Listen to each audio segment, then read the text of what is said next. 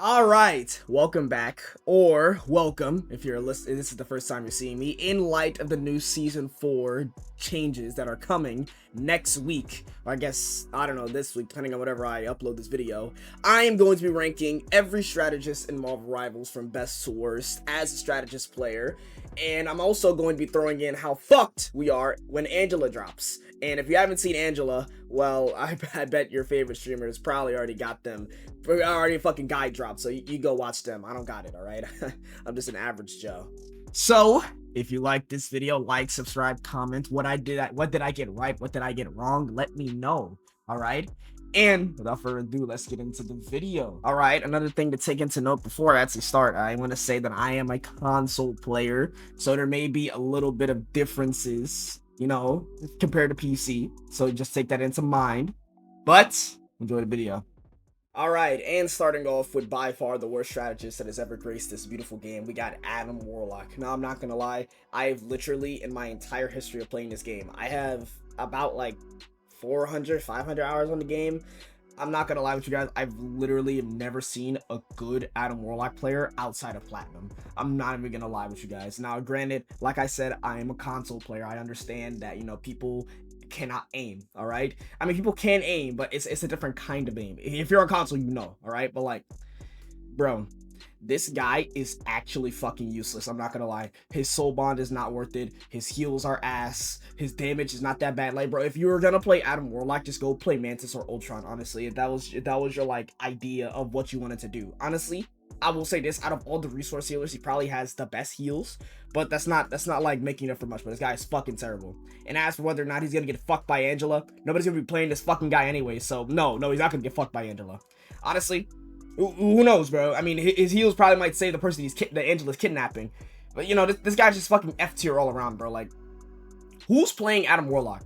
Really, honestly, if there is an Adam Warlock player that watches this, please tell me, how do you play Adam Warlock? And I'm not talking about Adam Warlock on PC. I want an Adam Warlock console player to rationalize playing this guy in any sort of ranked environment. It's not even worth it. His heals don't do enough. And also people are not even hitting their fucking shots. They're not doing anything, bro. Like, bro, this guy is actually useless. He's actually useless. But, you know, you ain't here for me. Adam Warlock, you're F tier. You're bottom F tier. You're not even worth putting on a tier in the first place. That's how bad you are, bro. Useless. Absolutely useless. And Adam Warlock players always want to make the, oh, he's perfect. He's perfection. The only thing perfect about this guy is how actually bad he is, bro. Please stop playing Adam Warlock. Please just go on Luna Snow, or go on Cloak and Dagger, or Invincible Woman, or literally Mantis at this point. Go on anybody better, please. For the sake of my elo. And next up, we have everybody's favorite robotic overlord, Ultron. And by favorite, I mean least favorite, because this guy is also in that actually fucking useless territory. Now, he's not as useless as Adam Warlock, because I feel like his laser is a lot more punishing than Adam Warlock's hits, because at least with his laser, it's a little bit easier to aim. But, you know, like I said when he came out before, I said it in the video when he got released, his trailer, the fact that he's a healing over time character automatically meant that he was going to be extremely useless in a 2 support comp. And even in a 3 support comp, honestly, if you were going to run, like, let's say Luna, Loki, Ultron, I mean, that's cool, but like, is Ultron really necessary? You could just run Luna, Loki, Mantis, and now you have the Mantis team up, and you have the best support comp in the game, and you have Mantis to be able to damage boost and freely do DPS on the team. She's just a better DPS, honestly. Like, out of all the, oh, I want to be a DPS supports, Mantis is just the best, and Ultron is just slightly above Adam for being utterly useless.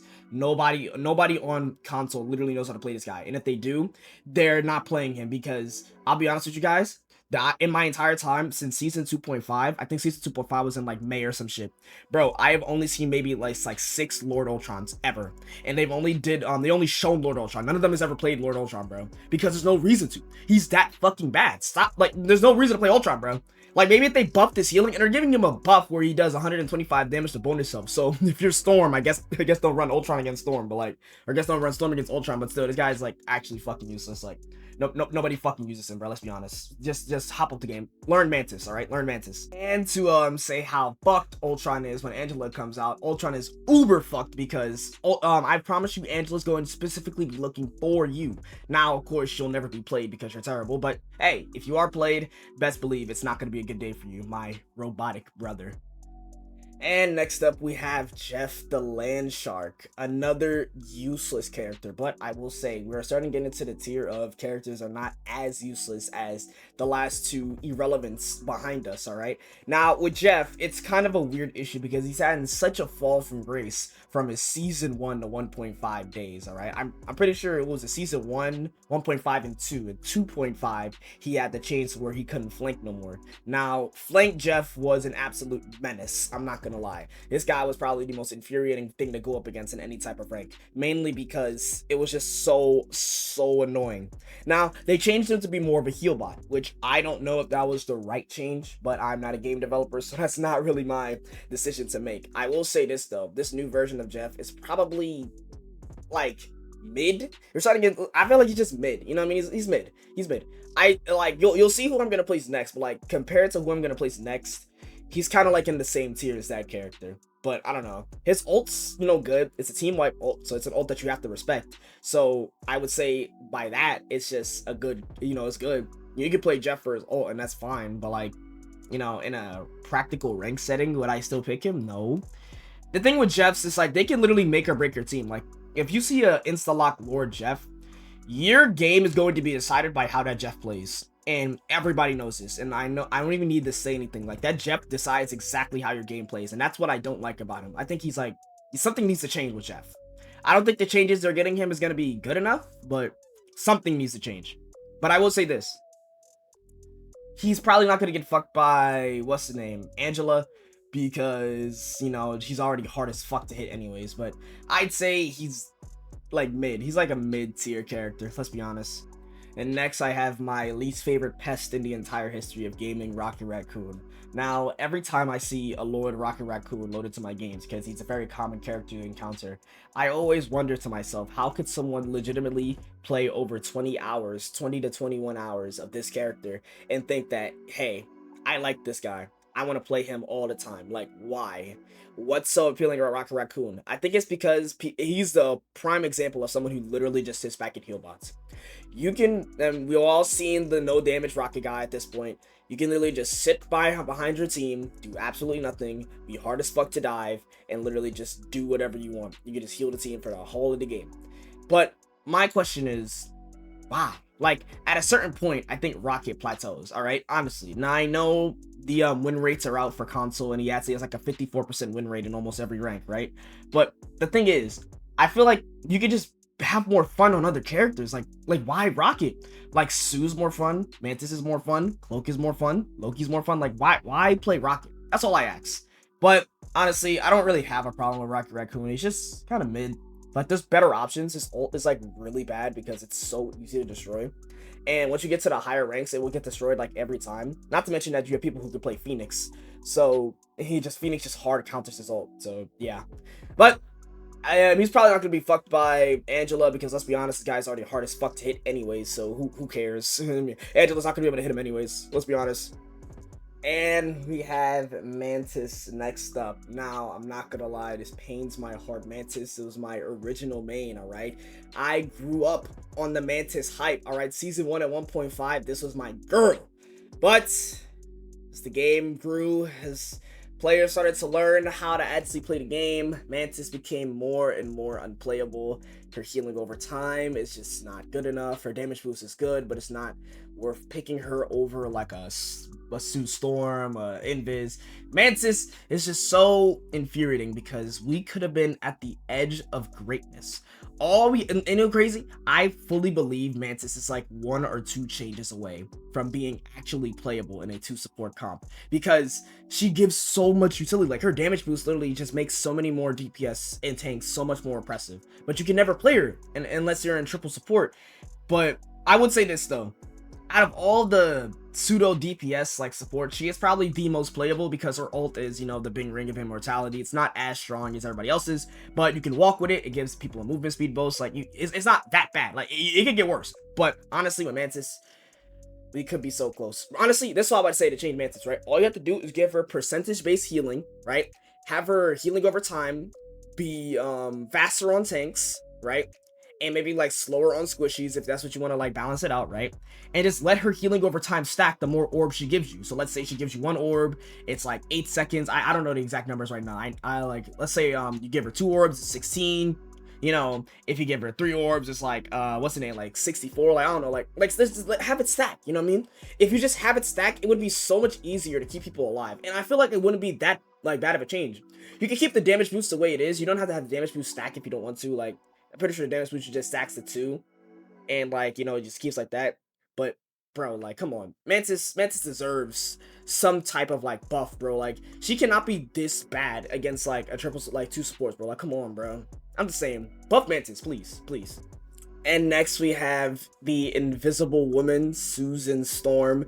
Now, I'm not gonna lie, she sits a tad below the top strategist simply because her ult is just not as good as the other ones. Like, it's so easy to kill Invis out of her ult. I think Psylocke ult completely just negates her ult. So, there's really no reason to play Invis if you know Cloak and Dagger and Luna. I guess the only reason you would play Invis is you have a Mr. Fantastic, a Thing, or a Torch on your team. You just want to give them, you know, more heals. She is good at, like, straight healing. Like, her healing numbers are actually probably the best out of all the strategists, because her primary heals you like 4 times at once. I think it was like 2 or 4 times at once. It's really good, honestly.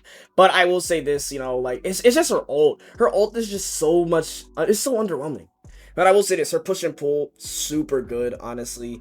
Very good for countering dive. She's very good against dive. Her Psionic Vortex, great for building ult charge. She is a good support. These are like all good supports. Like, I just think that Susan is just like a tad below the number 3 and like 2 and 1 spots, all right? Very, like a tad below, but honestly, still an S tier pick. If you picked Susan Storm, I wouldn't be mad at it at all. You know what I mean? Like, I wouldn't be mad at it at all if you picked her.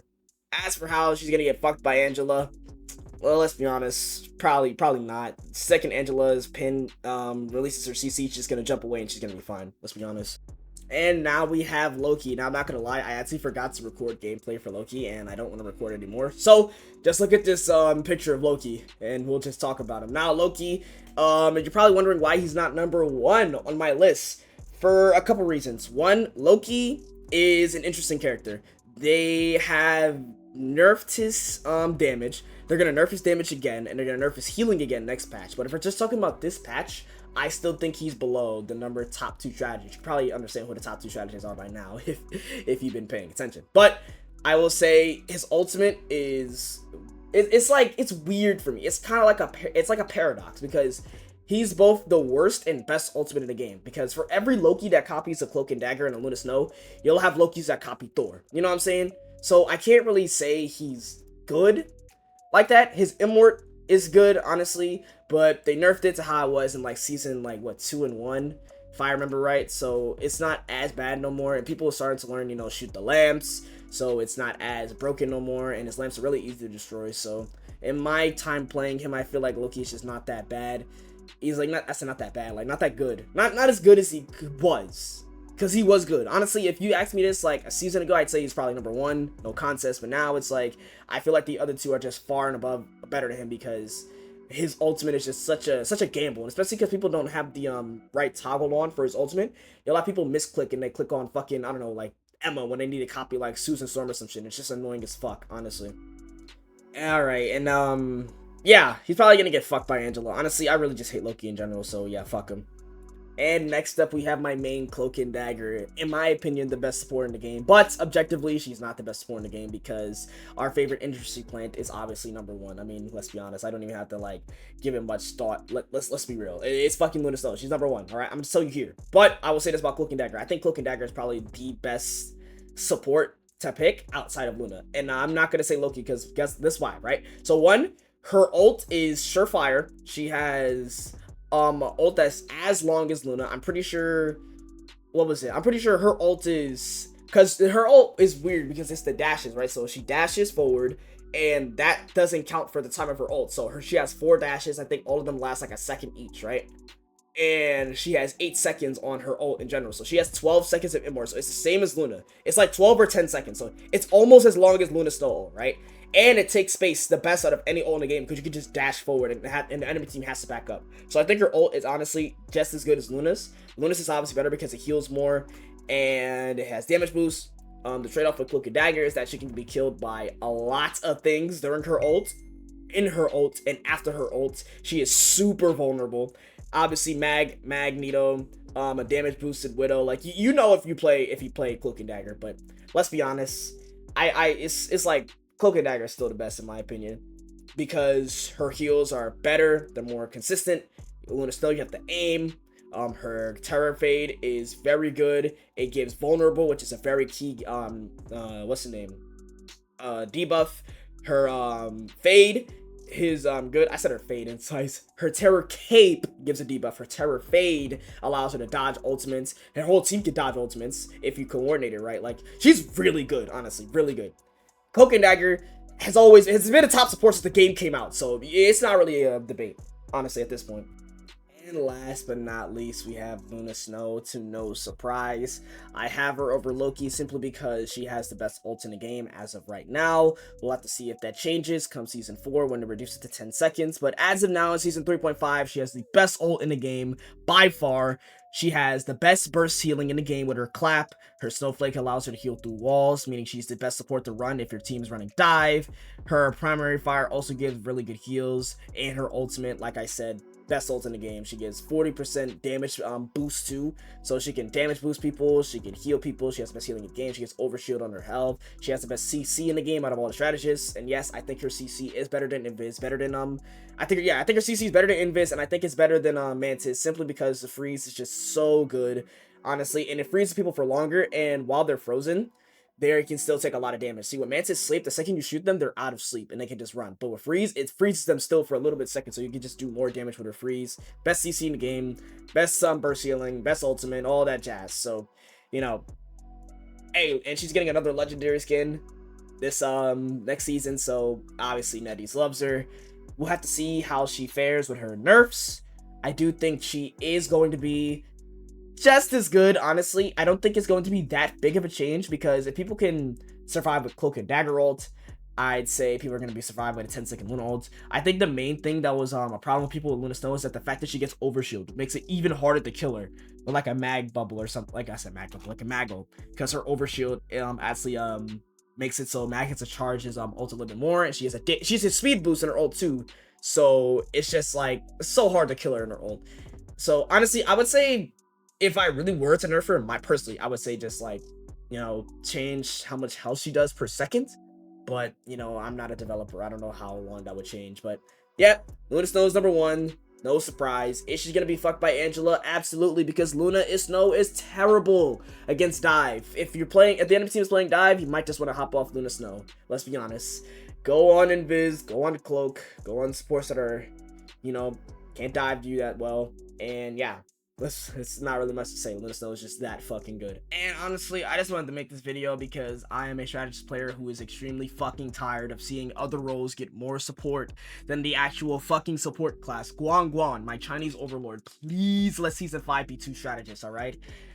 I don't know who's gonna be released in Season 5. I hope it's 2 strategists, bro. I'm so sick and fucking tired of DPS getting another character every 2 fucking minutes. And the tank players got Angela, bro. They got Angela and Emma and Thing. All fun tanks, bro. And what did I get? I got fucking Invisible Woman like 9 months ago, and I got Ultron, who's actually fucking unplayable, bro. I haven't had a playable support in damn near a year, alright? I need something to change, bro. I need something to change, and I hope they fix this shit. I am so sick and tired of this. Please add another support that is fucking viable, bro. Please, bro. Don't add a pseudo DPS or this support can do all these things, but they don't have the bro. Please just give them strong heals, give them good burst damage, give them an ult that actually helps the team, because that is the play style that you have created. I understand people want, you know, more diverse strategists, and like people want more diverse, you know, options. They want like an Ultron where you do DPS, like, bro. Please just give me a support. If you're gonna do that, at least make it 1 pseudo DPS and then 1 pseudo support. I need a support like Invisible Woman, who just has a solid healing output, has solid healing abilities, a good CC, and a good ult, bro. Please. Is that so hard to ask for? Is it? Please, bro. Please. I am begging you, Guang. Alright? I am begging you. Alright? But that's it. I'll see you on the next video. Bye. Please add another strategist.